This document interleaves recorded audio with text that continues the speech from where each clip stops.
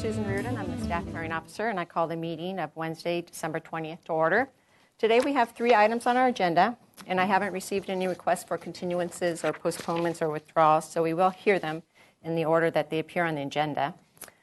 Under announcements and appeals, I want to announce that there was an appeal scheduled last Thursday, December 14th, for a project at 1540 Franceschi. It was an appeal of a partial denial for a front setback modification, and due to the Thomas fire, that hearing was continued to January 11th. And I don't have any other recent appeals or announcements.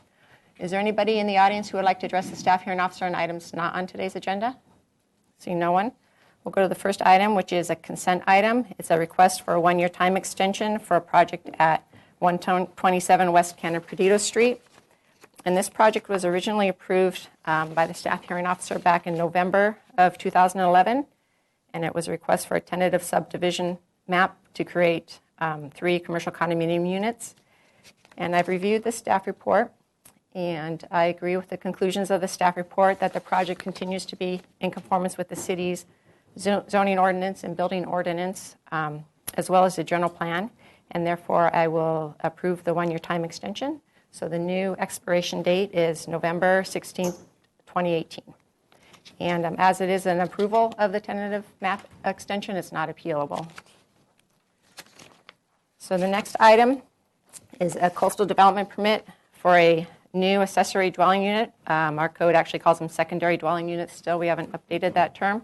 But it's for a new unit at 127 Cooper Road. And state law prohibits a public hearing on this type of application. However, I can consider written comments to be taken into consideration on this coastal development permit. And to date, I haven't received any public comment, and I see the planner in the audience. Have you received any public comment? Okay, so I've reviewed the staff report and staff's analysis. I've done a site visit, and I agree with the conclusions in the staff report regarding the findings that this new additional dwelling unit, it is an existing workshop area. There's no new construction proposed. It's not affecting the parking for the primary unit, and therefore it can be found consistent with our coastal plan, along with the zoning ordinance, and I make the findings outlined in the staff report. There is conditions of approval outlined in the written staff report, and is the applicant here for this project? And you've read the conditions and you understand them and agree with them? Yes? Okay. So I make the findings, and subject to the conditions of approval in the staff report.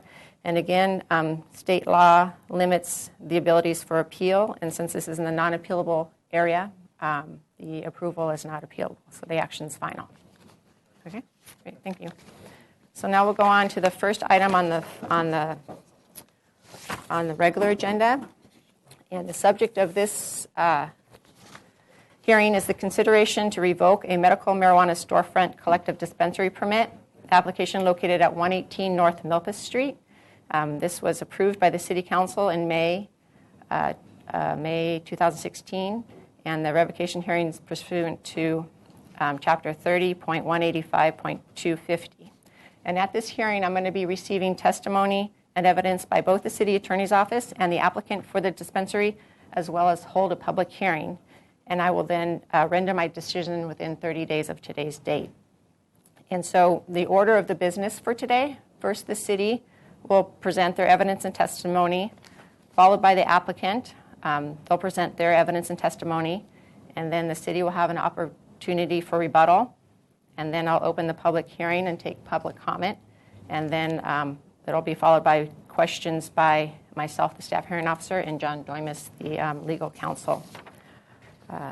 So with that, I'm not sure, Mr. Doimus, if you wanted to add anything at this time? No. No? Okay. So if Ms. Ostringer would like to come up for the City.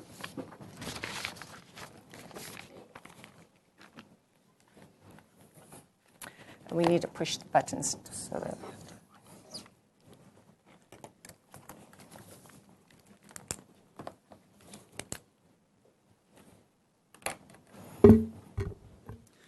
Good afternoon, Tava Ostringer, Assistant City Attorney, here on behalf of the City Attorney's Office, who filed the notice of intent to revoke or suspend on November 30th that was subsequently amended on December 5th to correct a typo.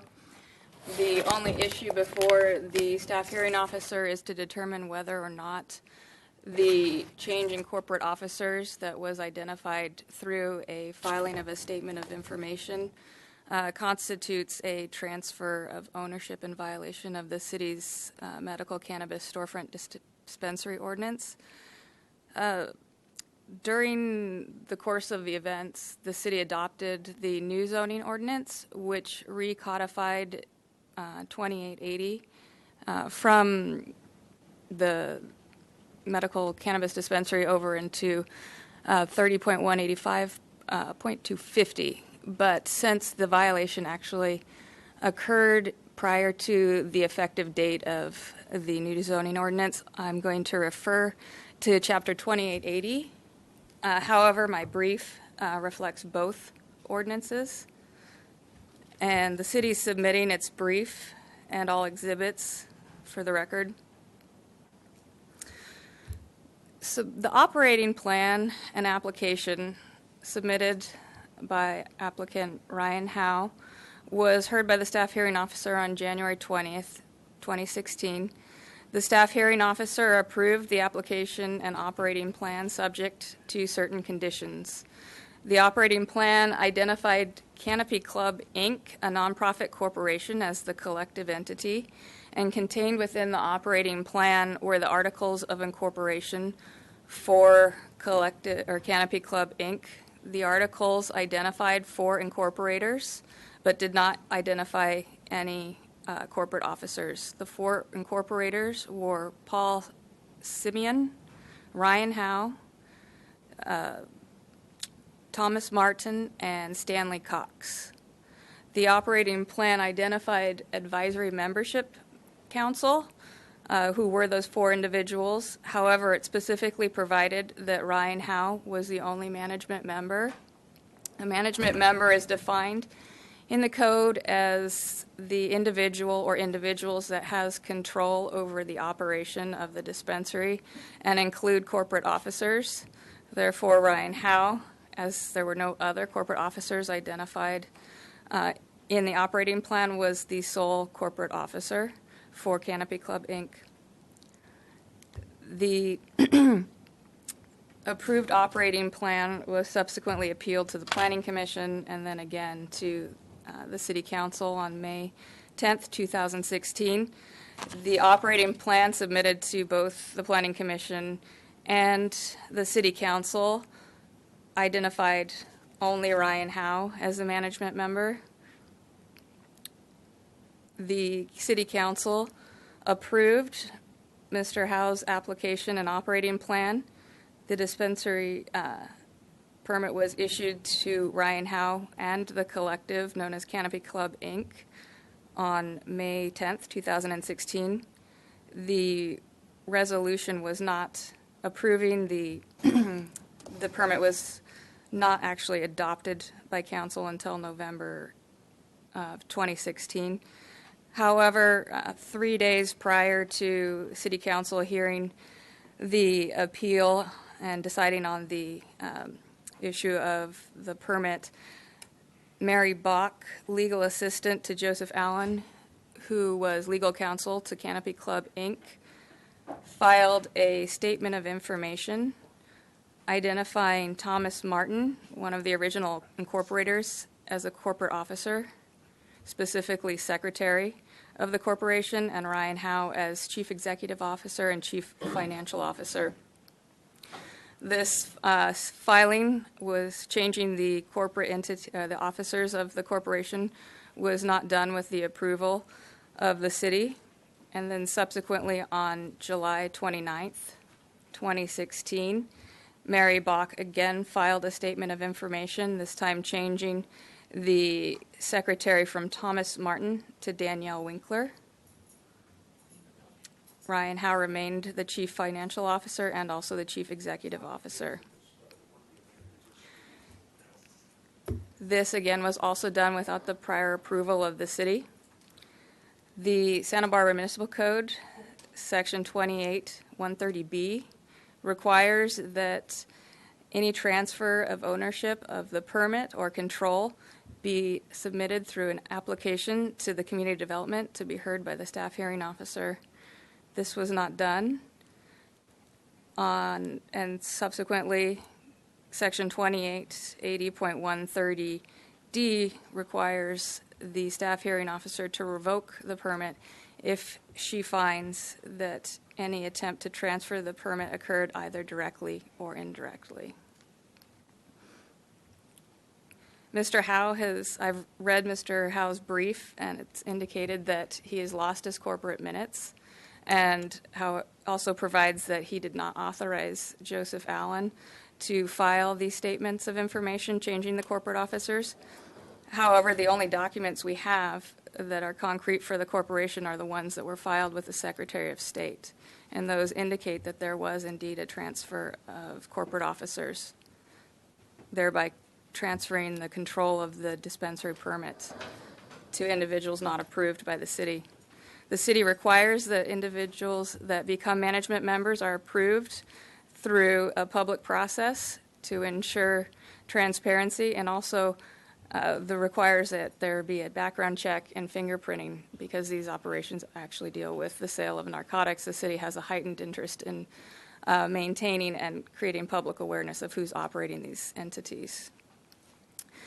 Section 288120A gives the staff hearing officer discretion to suspend or revoke a permit if she finds that there has been a violation of the Santa Barbara Municipal Code, but that discretion is removed by Section 288130D in the event that there's been a transfer without approval by the staff hearing officer.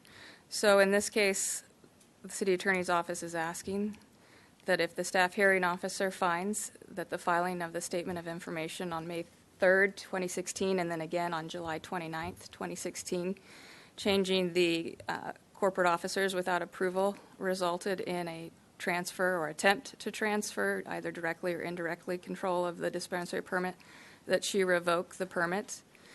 If she finds that the evidence does not rise to the level of an attempt to transfer, that she suspend the permit, subject to conditions allowing the applicant to bring the permit into compliance, showing that he is the only management member or only approved corporate officer of Canopy Club, Inc.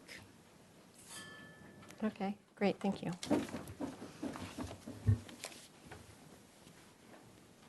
Mr. Candy, if you'd like to come up and answer.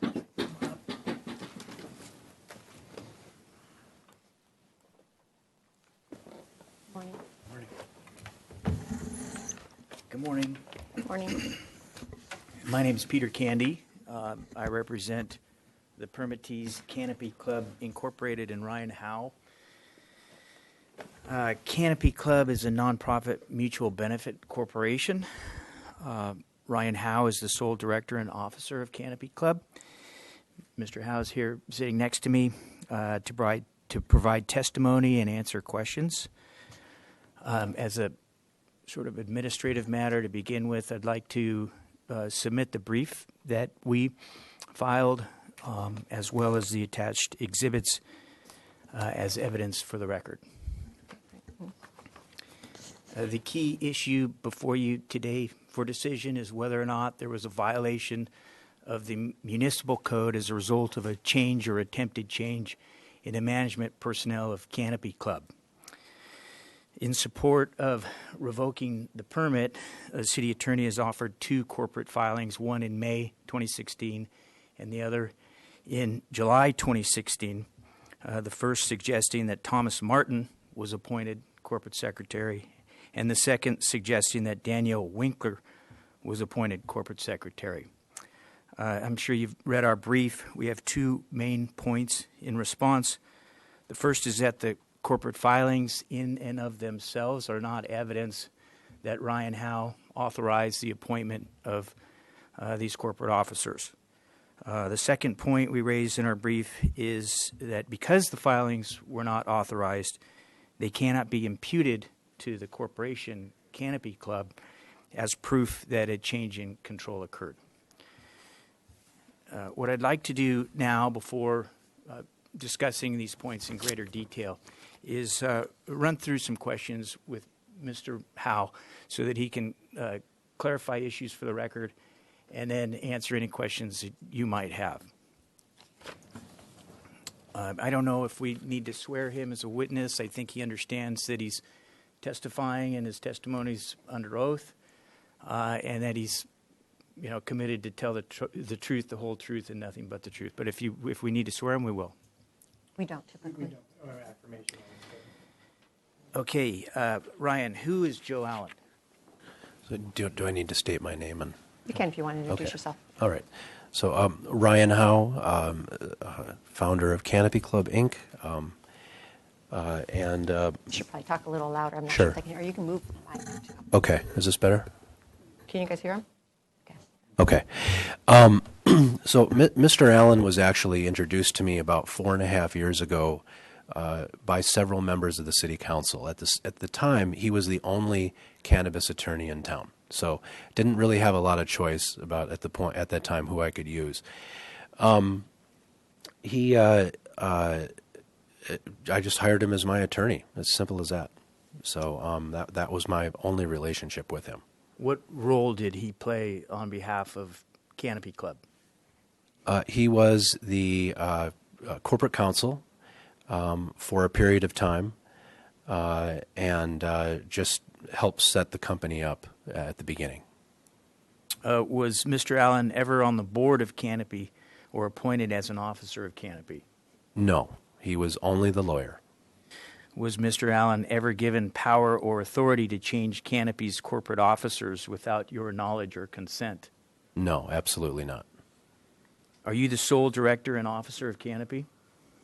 Yes, I am. In fact, if you look at every one of the iterations of the operating agreement, under the section where it says applicant, manager, it's always been me. And I am, throughout the entire process, throughout the last 2.5 years we've been going through this process, that fact has never changed in the operating agreement. All right, so Where else? your testimony is that you've always been the sole director and officer of Canopy. Yes. Have you ever appointed or elected anyone else as a director or an officer of Canopy? No. Do you know who Mary Bach is? Yes, I do. Mary was Joe Allen's legal assistant, and I don't know her very well. I only met her a few times, but that's all I know. Do you know who Thomas Martin is? I do. Thomas is a friend of mine. He's a cultivator. He has a farm out in Buellton, and he consulted me for a period of time on various aspects of farming and cultivation, which I'm not a farmer, and so needed it at the time. Was Mr. Martin ever appointed a board member or an officer of Canopy? No, never. But he was on your advisory council? Yeah, we had a kind of an informal, because of all the rules, obviously, with the ordinance, we had an informal, we called it a membership advisory council.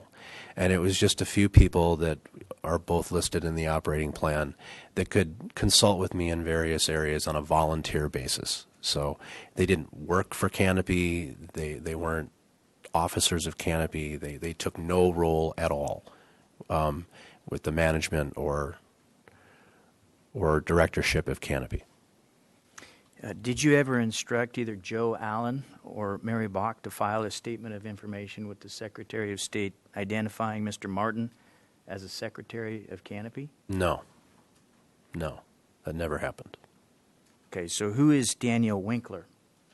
Well, Daniel Winkler was my executive assistant for a period of time, personal assistant, for about a period of 8 months. And she just provided the role of an executive assistant. I mean, that was it. And she worked for me for 9 months, and then she moved out of the area. So, Did you ever appoint Daniel Winkler as an officer of Canopy? no, I did not. Did you ever instruct or authorize either Joe Allen or Mary Bach to file a statement of information with the Secretary of State identifying Ms. Winkler as No. the Secretary of Canopy? Absolutely not. Do you have any idea, or actually the question is, do you know how or why either of these statements came to be filed with the Secretary of State? I don't know directly. I can only speculate, but I really don't know, to be honest with you. All right. I think we'll avoid speculation. I mean, the testimony is you don't know. Yeah, I don't know. If the staff hearing officer would like to hear some thoughts that he may have about how this occurred, he can provide those, but It might come out in questions later. okay.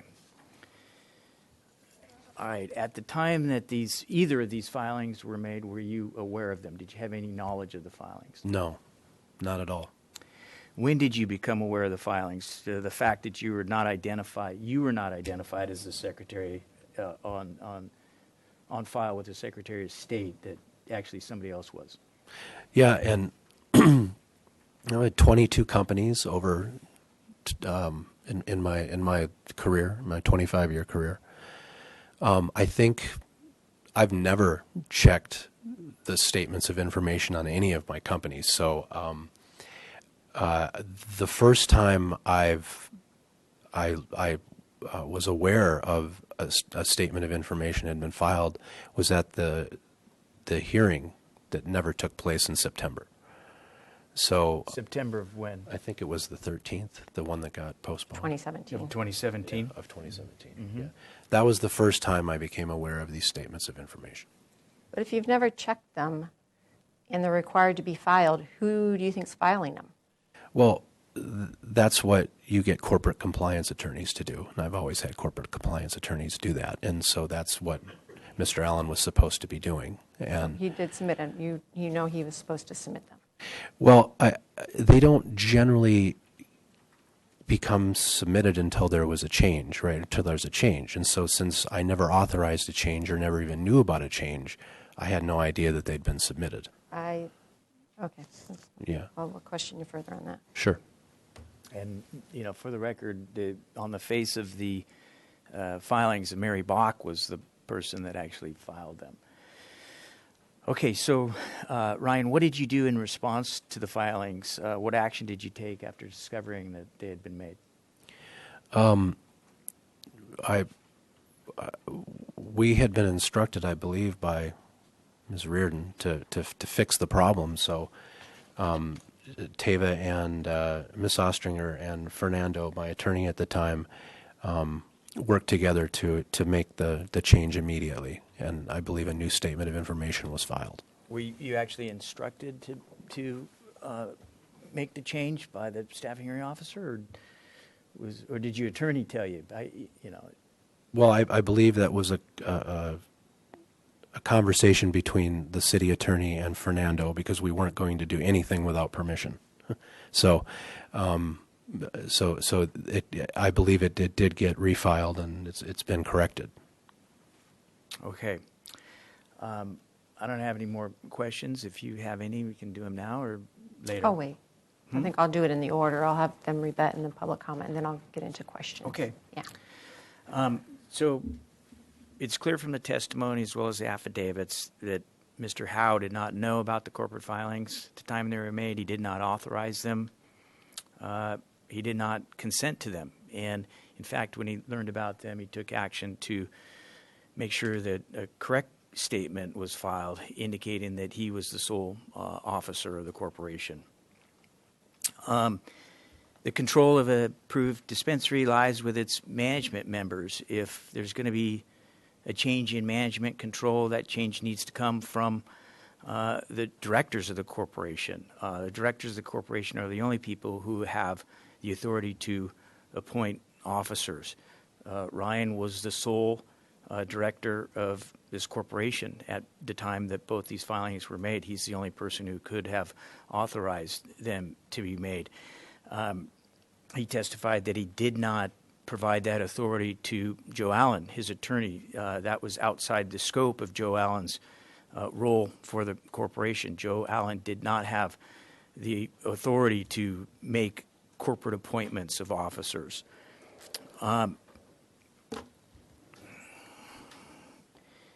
The fact that statements of information were filed is not evidence that there was actually corporate action taken. All the filings themselves are evidence of the fact that Mary Bach, for some reason, went to the Secretary of State and made filings. They're not evidence that there was actually an authorization that took place. So in that regard, we'd submit that it's circumstantial evidence. It's not direct evidence that there was a change in management control. And that circumstantial evidence has been rebutted by direct evidence testimony today, as well as in the affidavit, that these filings were not authorized. They were beyond the scope of the authority that had been given to Joe Allen. The second point that we raise in our brief is because they're beyond the scope of Joe Allen's authority, they can't legally bind the corporation. These acts, unauthorized acts of a corporate agent, cannot be imputed to the corporation. The only acts that can be imputed to the corporation are those that are taken by an agent within the scope of the agent's authority. These acts are outside the scope of that authority. So, again, the filings themselves, that's the only evidence that's in the record to support revocation. That evidence fails in terms of meeting the burden of proof.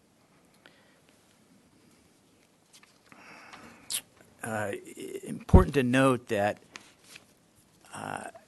the unauthorized acts of a corporate agent can be ratified after the fact if the principal doesn't take any action to correct whatever the act was that was outside the scope of authority. In this case, Ryan took action within 2 weeks to make sure that what was on file with the Secretary of State was an actual accurate statement of information identifying him as the sole corporate officer.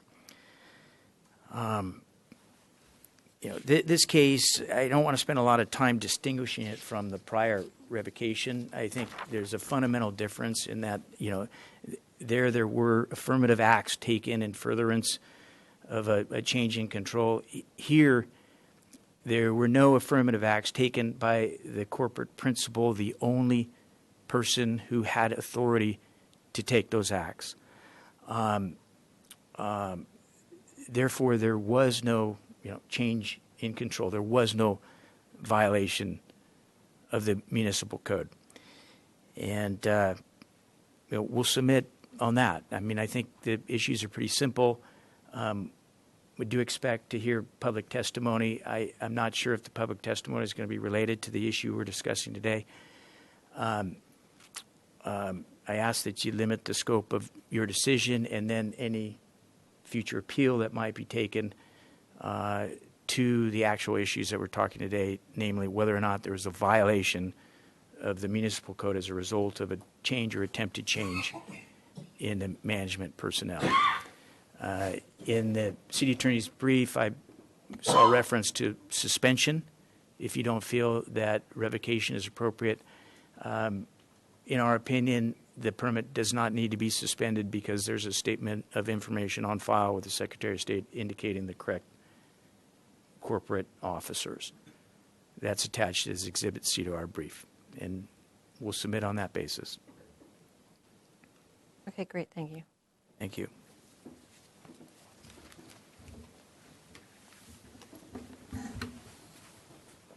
And Ms. Ostringer, if you wanted to come up and provide a rebuttal.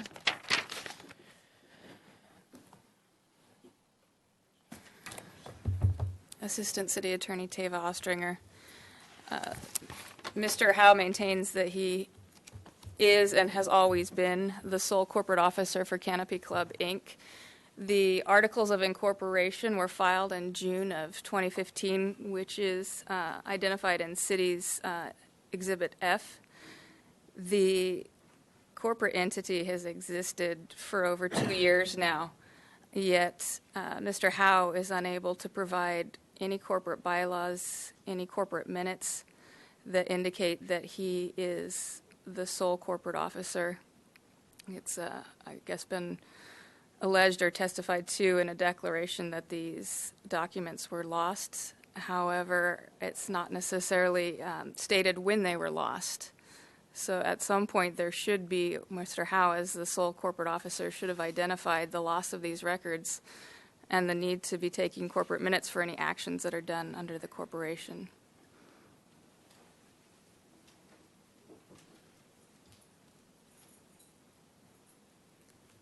That's it. Okay, great. Thank you.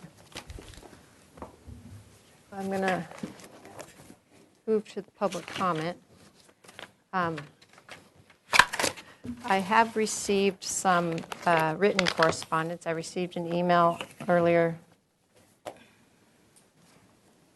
I guess yesterday afternoon, from Alice Robles with opposition to the application for the medical marijuana storefront dispensary permit, as well as an email from Rose Aldana, also in regards to the permit.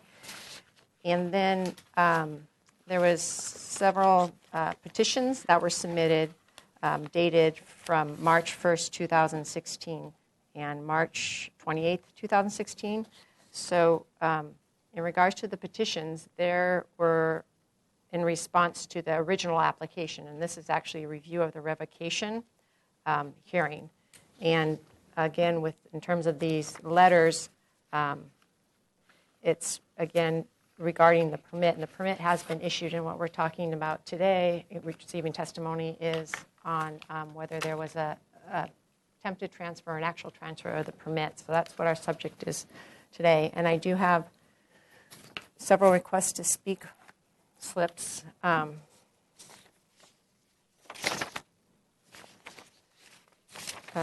So I have Pete Del Bello, and there's Jose Galleg. Thank you. Anne Marie, I see you, and Mary Rhodes, right? Robles. Okay, they all ceded their time to Pete, so that would be 8 minutes for Pete. And then Michael Brenda. Oh, you did? Okay. Sebastian Aldano? And you're planning on speaking? Okay. And Pincho or Pedro? Sierra? No? Did I get close? No? Pincho? Do you know who he is? Okay, well, I'll keep this, and if he's not back in the room by the time I get to him, then. So then, Pete, you have 10 minutes, and I don't know if Mr. Thomas, if you wanted to get some direction on the public comment or not? No, we just asked the topic in 2 minutes each, but Mr., how much time is this meeting? 8 minutes, you said, so? 10 minutes.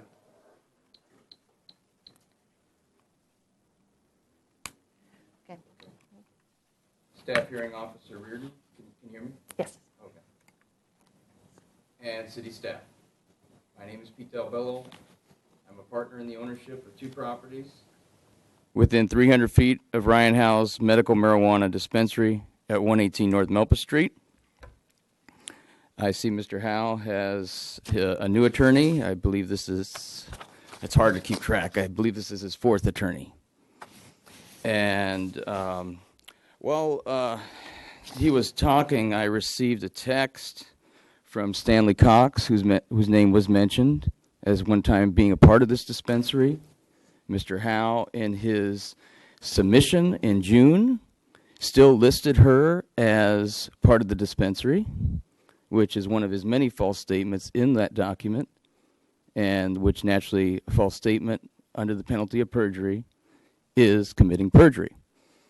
And I will read the 2 texts that I received from Stanley Cox. This is at 9:20 a.m., so I'm just reading it for a second time. She said, I went to Joe Allen's office with Thomas Martin and Ryan Howe to be signed on as corporate officers with full titles and job positions outlined in the original documents. I also have minutes.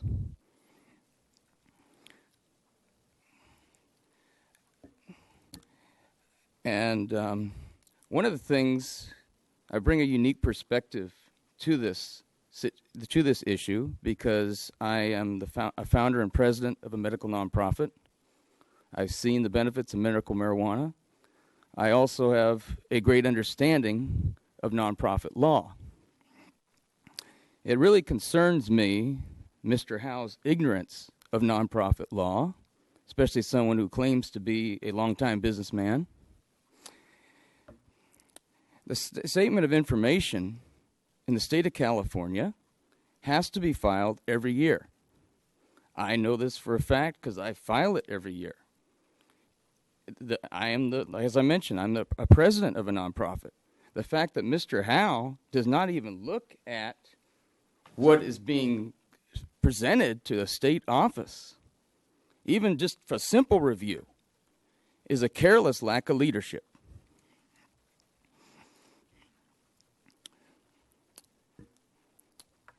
So it's, and as I mentioned, that has to be filed every year. Regarding dispensaries, among the things I look at are if management can be trusted, public safety, and land use issues such as parking. I talk to patients and caregivers all the time. The Melpas dispensary fails in each of those categories, among many others. When Mr. Howe tried to amend a permit he didn't deserve, I became more concerned and investigated. I found that there were 10 times more problems than I knew of last year. Of course, I brought this information to both the city administrator and the city attorney. All laws must be enforced. It is not a cafeteria where we can pick and choose. The law is the law. At last week's city council meeting, I mentioned Ryan Howe's political contributions. Mr. Howe's Melpis Dispensary donated a total of $2,000 to Councilwoman Kathy Murillo's campaign for mayor. The first donation was 9 days after it was announced that this dispensary was going to be investigated by the city attorney's office. I'm guessing the donations were in cash, since the dispensary can't have a checking account. You know, $2,000 is a lot of money for a business that is never open. Oh, that's right. As I mentioned at the October 25th hearing, the dispensary was already doing business more than 6 months before it got its permit. Mr. Howe signed up at least one patient, and this patient does not live in Santa Barbara, but Pacific Palisades. The dispensary can only have Santa Barbara patients. So today's agenda has a mistake. The collective has begun operating. Councilman Greg Hart received a $1,000 donation from Rain Stevens Management and Consulting. Rain Stevens was started by Ryan Howe in Toluca Lake. It was suspended by the Secretary of State, and since Rain Stevens can't do business while suspended, that donation is illegal. Rain Stevens was also on the lease for the dispensary at 118 North Melpis Street. A background check on Mr. Howe shows that his company seemed to either get suspended by the Secretary of State or by the Franchise Tax Board. According to the FEC, Mr. Howe donated $5,400 to Mayor Helene Schneider's campaign for Congress. Mr. Howe donated $400 of that on March 31st, 2016, after he knew I filed my appeal of the Planning Commission's March 17th decision. The Schneider campaign received $15,333 from people with strong ties to the Melpis dispensary. This includes $5,400 from Joe Allen. Mayor Schneider should have recused herself. I asked her to. And she had the deciding vote in a 4-3 decision, so Mr. Howe got his permit. It was a conflict of interest, but I guess the mayor felt that she owed them a favor. A few points about Joe Allen, who was Ryan Howe's attorney, and I've since proven is Mr. Howe's business partner. Mr. Allen is no longer eligible to practice law in California. According to the State Bar Court of California, Joe Allen was suspended, and it was filed on March 29, 2016. The hearing before the mayor and city council was May 10th, and Mr. Allen continued to present himself as an attorney in good standing. He couldn't do this, so the May 10th hearing, where Mr. Howe got his permit, should be invalid. Mr. Allen and Mr. Howe never mentioned their plan of opening and operating 3 dispensaries in Santa Barbara, which we all know is illegal. Among the evidence is a declaration signed by Patrick Formey on June 7, 2017, and Mr. Howe's own email dated January 4, 2016. In the declaration, Mr. Formey wrote the following: "A friend of the association received a call from Mr. Howe, who informed her that Mr. Allen and he were partners and were looking to her to be the front to get the 3rd available permit. Mr. Howe mentioned that he and Mr. Allen will control all 3 permits and that he and Mr. Allen are raising $1 million to start a separate management company. Subsequently, this person called Mr. Howe back and asked if what they are doing was legal and allowed by the city of Santa Barbara. As this person was a friend of the association, she divulged the contents of the interaction with Mr. Howe. She also went to speak with City Councilwoman Kathy Murillo to expose what they were up to as it did not sit well with her and it appeared extremely inappropriate. It is interesting that now Mayor-elect Murillo has never mentioned any of this. I guess she has her reasons. In Mr. Howe's email, he writes that Joe Allen has requested the meeting to finalize the budget for 3617 State to be held at 3 p.m.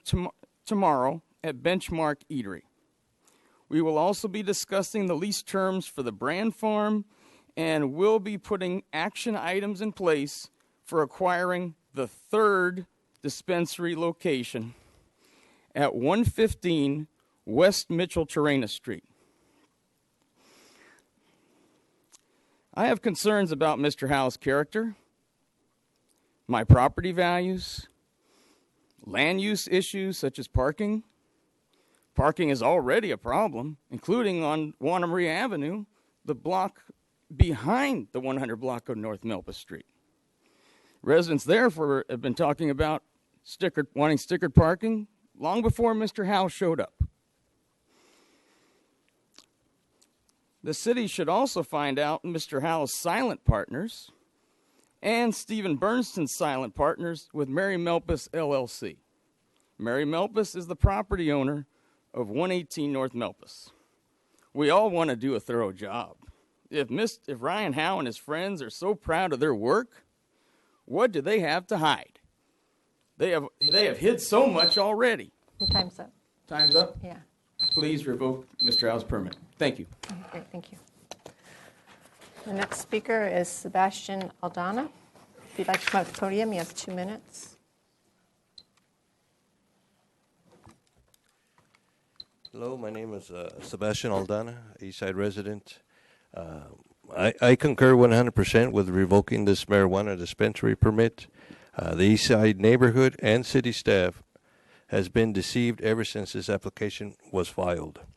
Ryan Howe and his associates have been very conniving, including Joe Allen's attorney, who helped Ryan BS the Planning Commission, Mayor, City Council to receive this permit, while not being able to practice law in the state of California.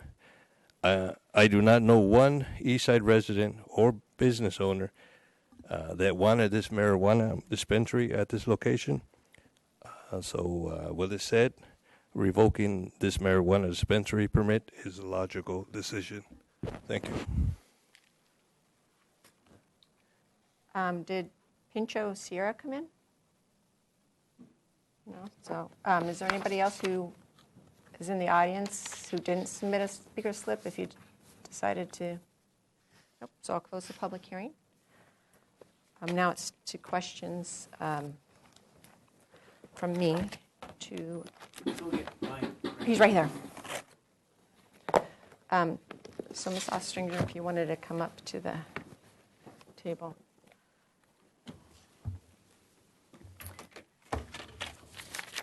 I would like you to go into a little more detail on how the filing of the statement of information, just the filing of that represented an actual attempt or control of the dispensary.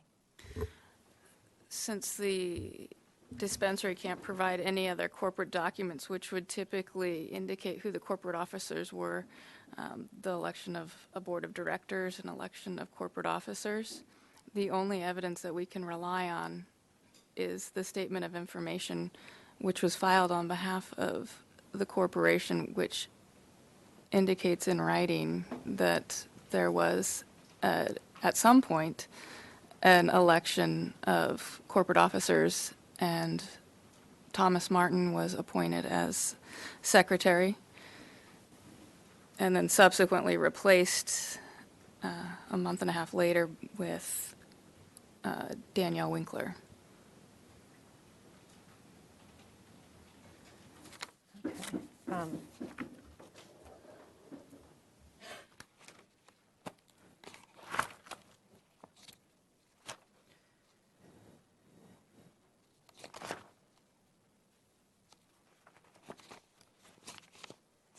I think that's my questions for now. Did you have any, Mr. Domus? Madam Hearing Officer, Assistant City Attorney John Doimus. It was just for your benefit, for legal clarifying question. Previous to receiving the statements of information, the only documents on the permit application, the approved permit listed Mr. Ho as this as the sole operating officer and sole officer for the dispensary. It identified him as the sole management member. It didn't specifically identify him as the corporate officer, but the definition in the ordinance states that a management member is, among other things, the corporate officers. So therefore, since he was the only management member in the operating plan, he had to be the only corporate officer for the corporation. Otherwise, there would have been other individuals identified. And earlier, you made a statement that if under the municipal code, if there either is a transfer or an attempt to transfer, the hearing officer's discretion is shall revoke. There is no. It must find a revocation. Is that correct?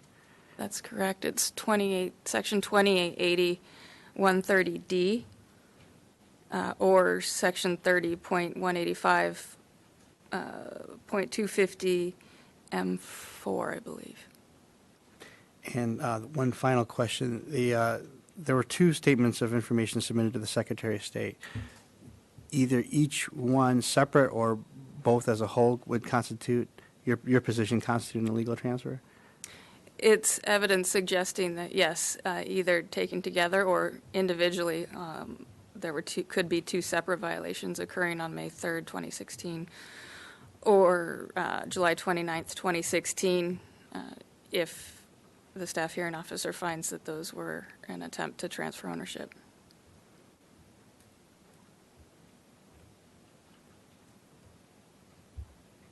Great, thank you.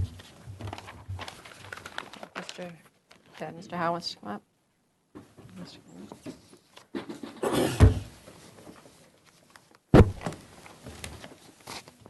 Okay, since this hearing revolves a lot about Mr. Allen and stuff, my questions are going to be probably more in depth for you guys.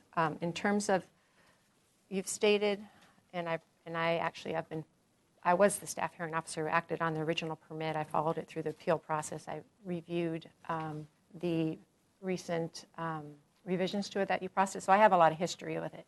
And so Mr. Allen, he was your authorized agent during the public review process for all of those permits, correct? He was my attorney. I never appointed him a power of attorney, though. So he wasn't an actual agent on behalf of the corporation. Well, I think we're asking legal questions. So I think he was identified on the permit application as the for service of process purposes, that he was the agent of the corporation for purposes of service of process.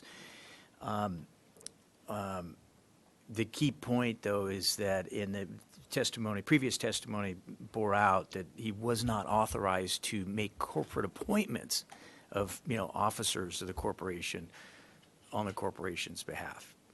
Now, do you have a contract with them, or how was it? Do you have a scope of work, or how? Because you said he was your attorney. He set up the corporation, he helped you form it and everything, and statement of informations are required to be submitted. But you've said you've never reviewed them, that your corporate lawyer does that. Who was Joe Allen? Why was he not authorized to submit that on behalf of the canopy? So the initial articles, I believe, were submitted, if I recall correctly. The articles that were in the operating agreement. But beyond that initial submission that took place, there were no changes that were authorized by me. So any follow-on statements of information that occurred were done without my knowledge. Without his knowledge and without his authorization. He's testified to the scope of the authority that he gave to Joe Allen. It appears that was to incorporate, but Joe Allen did not have carte blanche authority to act on his behalf. There was a retainer agreement initially set up between he and I, like way back in, say, 2014 or 15 when I first hired him. I'd have to find that. I don't even know where it is, but That was the only contract that was signed between us. It was just a retainer agreement. Okay, because there's several statements in the operating plan over the various iterations. The one that was originally before the staff hearing officer in dated November of 2015. That one was the one that followed the application all the way up to the city council. And in it, it's stated, one, it does say Joseph Allen, attorney at law, is your agent for service of process. But later on in that same document on Bates stamped 23, which is page 12 of the operating plan, it says, the organization is represented by Joseph Allen and will act in full compliance with the law, regulations, and conditions set forth by the ordinance. Right. So it gives him the authority to represent you. And then That's not the way that it was intended to be written. well, it's written that way. But Well, and I would Can I object finish? that I don't. Well, let me finish. Sorry, that doesn't say what you said it said. I mean, it says. Okay, wait, let what me it says. finish. I'm sorry. Let me finish, okay? And then Exhibit L that's submitted with the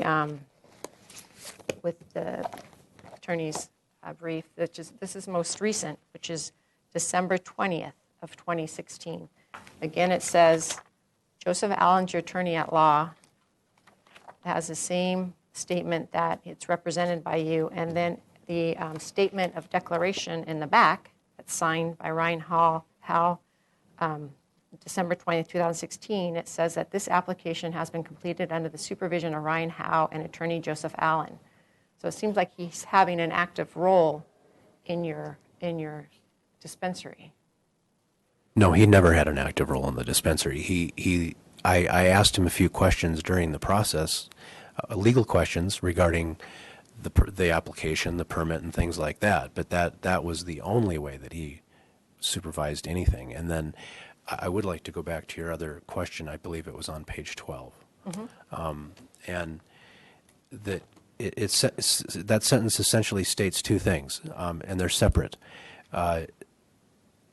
It's not right in front of me, so I am not reading it. But Maybe you could read it I again. can read it. Okay, so it's talking about the provisions of our municipal code. Right. So number 10, that any provision of the municipal code or condition imposed by city-issued permit or any provision of any other local law or state law, regulation, or order, or any condition imposed by permits issued in compliance with those laws will not be violated. And then your response is, Canopy is managed and will be operated under the highest standards around compassion, health, safety, ethics, patients' rights, and all aspects of the law as designed by California Proposition 215, SB 420, and the City of Santa Barbara's ordinance. The organization is represented by Joseph Allen and will act in full compliance with the law, regulations, and conditions set by the ordinance. No Correct. provision of any code, condition of city-issued permit, or any other local or state law, regulation, or order, any condition imposed by permits issued in compliance with those laws in the City of Santa Barbara will be violated by the Canopy. right, so that sentence essentially says two statements. It says one that the company at the time was represented by Joe Allen as a lawyer, and then it also says that separately the organization will act in full compliance. So the two things aren't tied together. In other words, he's saying the organization will act in full compliance. It's not saying that Joe Allen's going to make sure that the organization acts in full compliance and is authorized to do that. Okay, so a statement of information are required to be submitted, right? That's a compliance with the law. So who's going to show compliance with that? We don't know that. I don't know that myself right now, so I'm not willing to admit that. That was a matter of public testimony, a statement. People fail to file statements all the time. I'm not sure that is anything that puts the corporation in bad standing with the state. But my question is, if he is your attorney representing you and he is representing the organization, and on the organization's behalf, he filed these statements, so it had your name as well as other names on there, and you were unaware of it? Yeah, I was completely unaware of it. It was part of his duty? So yeah, well, part of hiring an attorney to look after certain aspects of your company is is to look after corporate compliance issues. And so under normal circumstances of any company, whenever there's any change that occurs, all right, a corporate compliance officer will generally file the change, right?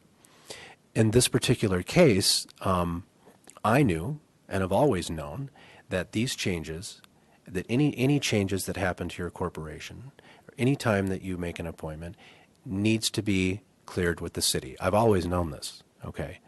And so, like I said before, I don't know what happened, okay? I can only speculate. And my speculation is, and I'll just tell you, I know that Mr. Allen had a very, very hard time with his permit and subsequently lost it. And I believe that when these filings occurred, it was right around that same time that I think he was making a lot of changes to his organization. Now, what changes he made to his organization, I don't know. I've tried to stay way away from that on purpose. But around the time that this happened was around the time that Mr. Allen was having problems with his own organization. So the only thing that I can think of is that while he was making changes to his own organization, his assistant may have gotten confused and made some changes to mine. This process has been very long and very grueling, and there are many, many aspects to this permit application. I mean, essentially, you're building an entire company, okay, with 3 major subdivisions. All right, when you're building something like this, that's why there's hardly anybody that can do it, because it requires you to build a manufacturing company, it requires you to build a distribution company, and it requires you to build a cultivation company to supply your retail store. Now the laws have changed; it's not that way anymore, or it won't be next year. But this is how it's been the last 3 years. So the amount of information that you need to keep track of, a single person, it's impossible to keep track of everything all at once. You have to have help. And I'm not a lawyer. I never have been a lawyer. I don't have a legal degree, so I hire lawyers to look after certain aspects of this. And so the only thing that I can speculate is, around this time, Mr. Allen was, you know, he had apparently lost his license, which I didn't even know that he had lost his license at that time. He was moving his offices. Along with my corporate records, many other things got lost too. So it certainly didn't put me in a very happy position with Mr. Allen.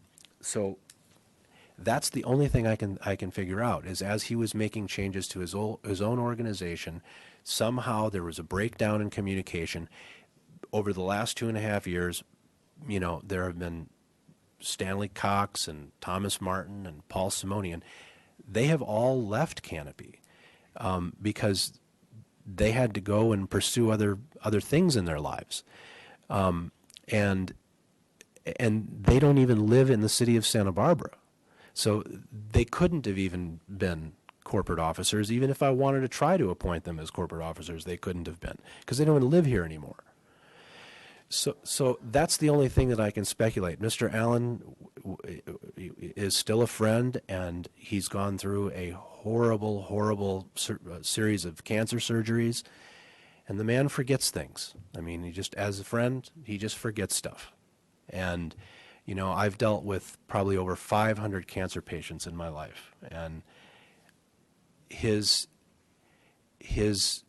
current behavior and his behavior over the last several years is just directly as a result of his cancer treatments. I mean, I've seen it in every case. So that's the only thing I can think of, is that the man just, and his secretary just miscommunicated.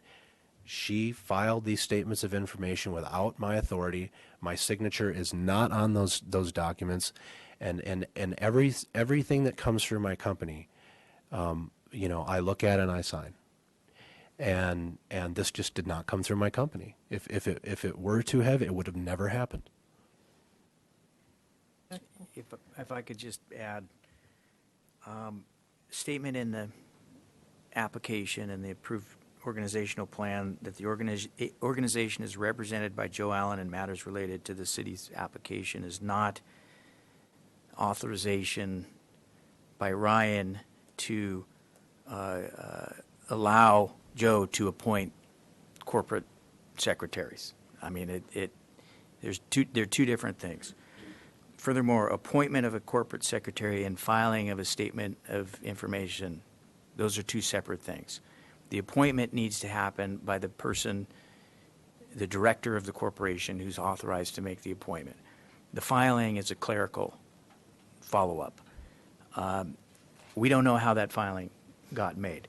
The corporate records, it would be nice if we had corporate records, because then at least we could demonstrate that there was no unanimous consent or anything else that occurred. Unfortunately, when Joe Allen moved his office, the corporate records disappeared. So there are no corporate records.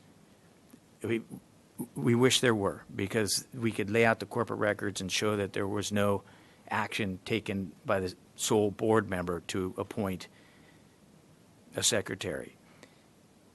I just want to leave you with the thought that, appointment, the action to appoint an officer, and the filing, the clerical filing of a statement of information are two separate things.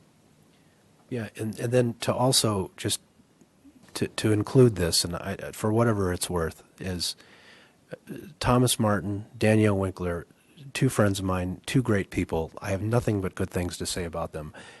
But I would never appoint either one of them as an officer to one of my companies. They're not qualified. Okay, I mean it's just ridiculous, actually, in my mind that we're having this conversation. I mean, I understand why we are and all that, but I would just never appoint either one of them to be an officer of my company. These were just misfilings, and they were mistakes made by, unfortunately, a bad attorney that I hired.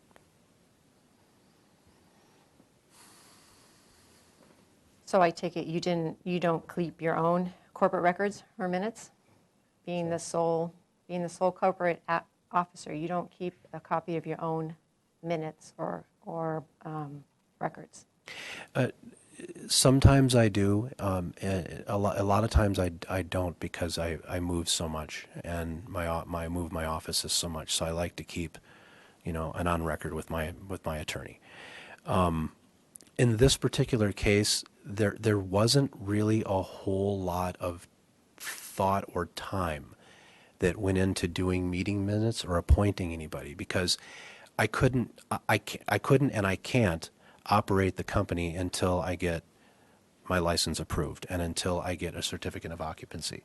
So my plan was always to wait until the staff hearing officer gave me approval for my managers. I could then get the company up and running, and based on the performance of those managers, I could decide who I would want to appoint as a director to the company. And so I was actually going through that process before this occurred of, as you recall in our last hearing, I requested a number of managers, which were approved. And it was my intent then to figure out which one of those managers, or two, or three, or one, or maybe none,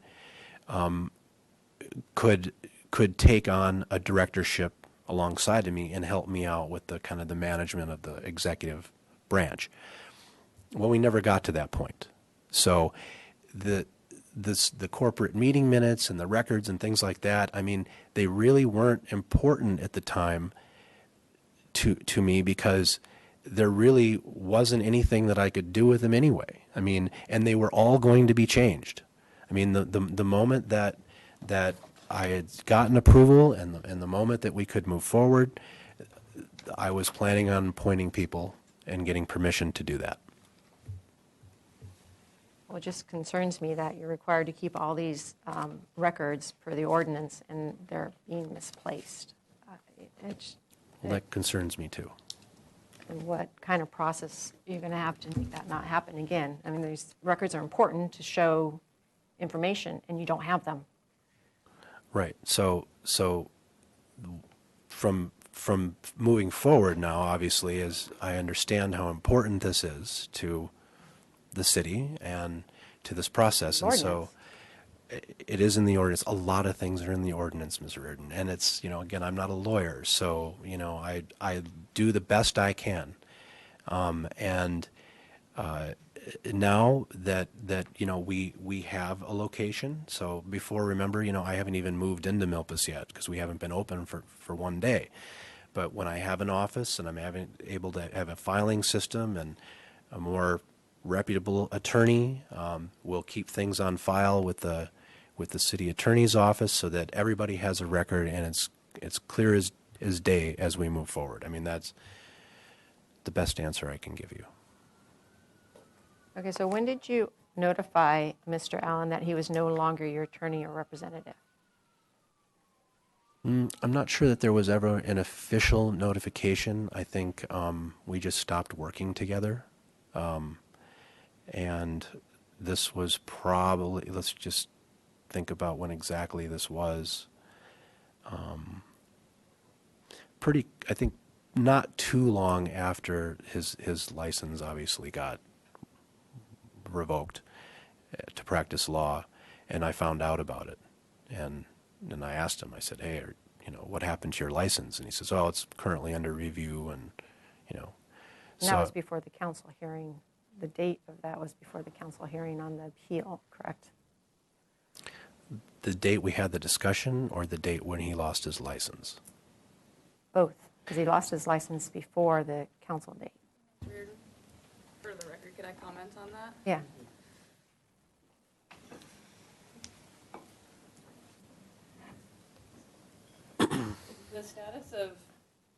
The status of Mr. Allen's license is available on the State Bar website.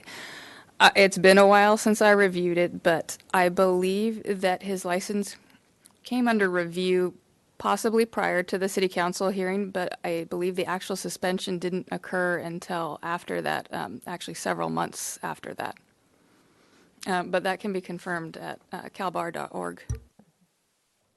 Right, and then when did you notify the city that Mr. Allen was no longer your legal representative?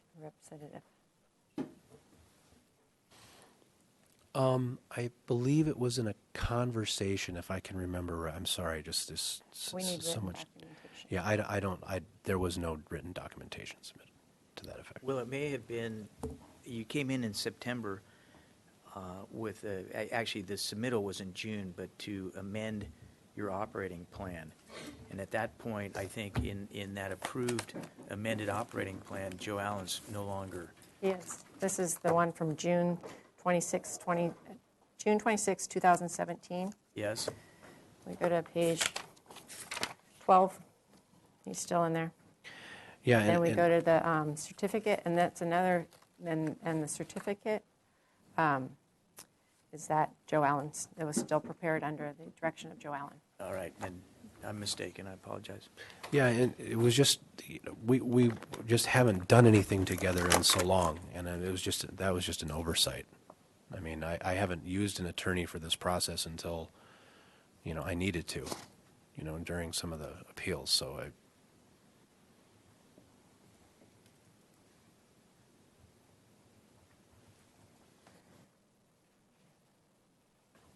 Okay, so one of the questions I have, you might have already answered it, but through your speculation, but what benefit would have Mr. Allen had to file inaccurate statement of information? Yeah, that calls for speculation. Go ahead. yeah. I'm not sure if he would have received any benefit other than maybe knocking out his competition. That I can't speak to the motivations of Mr. Allen. I just think it was a clerical error. Mr. Jones, do you have any other questions? Madam Hearing Officer, just for Mr. Candy, because legal questions, I'm not listening testimony. I just want to clarify for the benefit of the hearing officer. A lot of your argument has to do with, in terms of legal argument, has to do with the laws of agency. Would that be a correct statement in terms of representation laws of agency? Yeah, one. There's two main arguments that I make, and one relies on the agency principle laws that apply.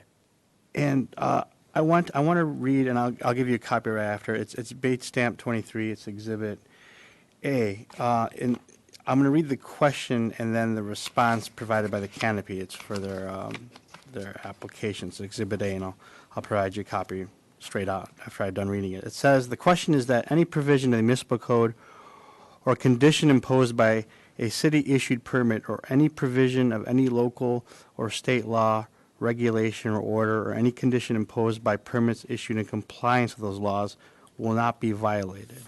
And then the response by the canopy is the canopy is managed and will be operated under the highest around compassion, health, safety, ethics, patients' rights, and all aspects of the law as designated by California Proposition 215, Santa Barbara, SB 420, and the City of Santa Barbara's ordinance.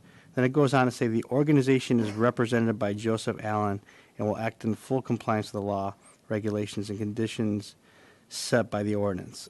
An argument could be made that the statement made prior to and then the following response really goes beyond just designating Mr. Allen as just an agent service of process.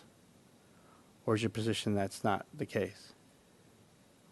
No, I would say that Joe Allen had authority beyond simply an agent of service of process. That does not mean, though, that he was given specific authority to appoint corporate officers on behalf of the corporation or to make filings with the Secretary of State that his principal had no knowledge or consent of. So the way I interpret this is, first of all, it's a statement that, look, we're going to comply with all the laws, and by the way, we've got a lawyer here making sure we're going to comply with all the laws.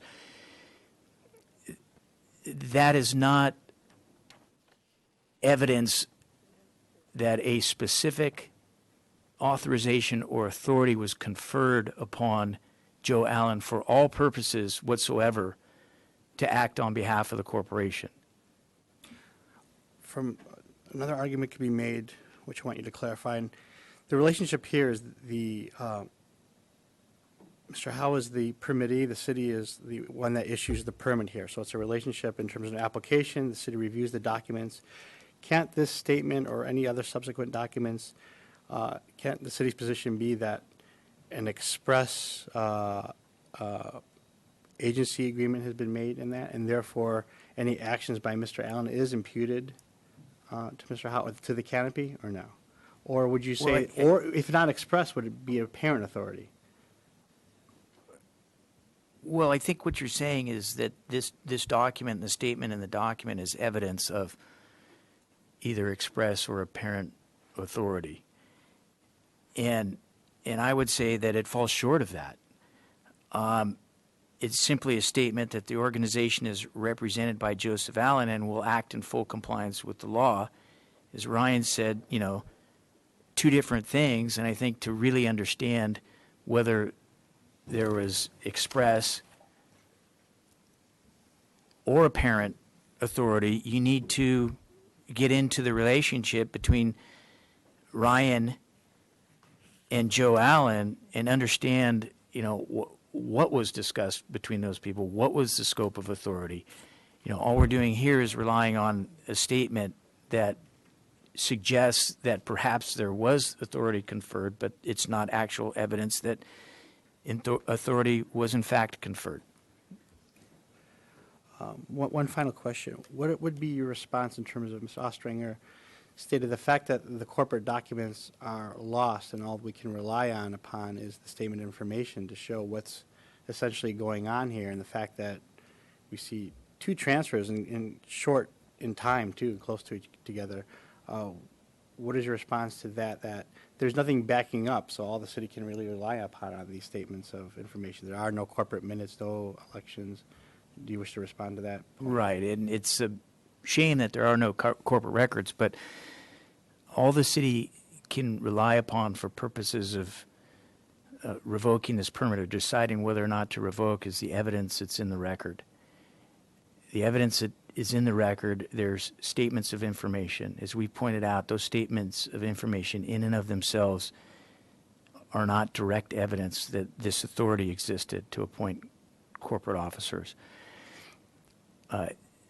Any presumption that arises as a result of those statements of information has been rebutted by direct testimony, not only in the affidavits, but also in person by Mr. Howe today. That is the evidence that the city is limited to look to. The city is free to draw inferences from the fact that there's no corporate records that have been submitted. I would say that, if corporate records were submitted, they wouldn't evidence the very point that the city attorney is trying to make, that there was a violation. The corporate records, there was no authority given to Joe Allen, and there was no appointment of these corporate officers. So the corporate records would be devoid. So I think all we have to rely upon are the statements of information. We don't have testimony from Mary Bach. If this was a trial, then that would, I think, would be very important to find out, what were the circumstances of her filing. I think it would be important to speak with Joe Allen. Neither of those people are available. So this is the record upon which, not only the city attorney is submitting, but we are also submitting, and it's the state of the evidence upon which you need to decide this.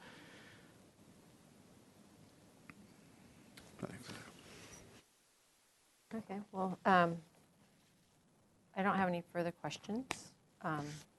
Like I said, I'll take all this into consideration, and I'll issue a written response within 30 days of today. We also, sorry to interrupt, Madam Hearing Officer, we also said if there are any further questions during the period, the hearing officer will submit it to both parties or any other. Absolutely, yeah, we'd be happy to clarify anything that we can. Okay, Okay, great, thank you. thank you. Thank you. I adjourn the meeting. Within 30 days. This is yours. Yes, thank you.